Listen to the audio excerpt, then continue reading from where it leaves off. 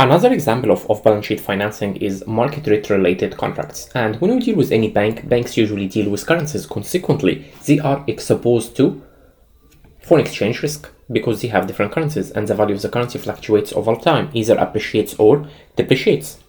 Also, the commercial bank faces another type of risk, which is sometimes they give a loan on a variable rate or a fixed rate, and then they take a deposit and they give them a fixed rate.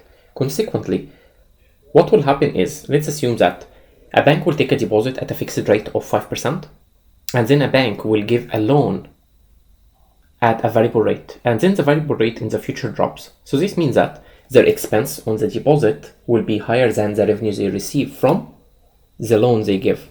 Consequently, it will be a problem to the bank, which we call it interest rate risk.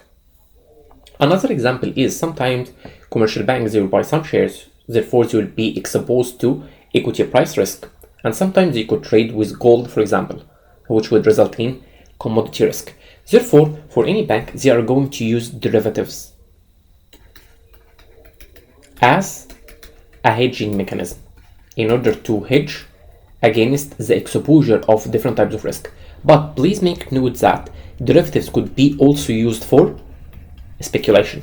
And that's why it depends on how you're going to use it. Some banks, they could use it for hedging, while other companies, they could use it for speculation. Therefore, for any bank, they could use some forwards, futures, options, or foreign exchange contracts, currency swaps, or forward rate agreements in order to manage all these different types of market rate related contracts.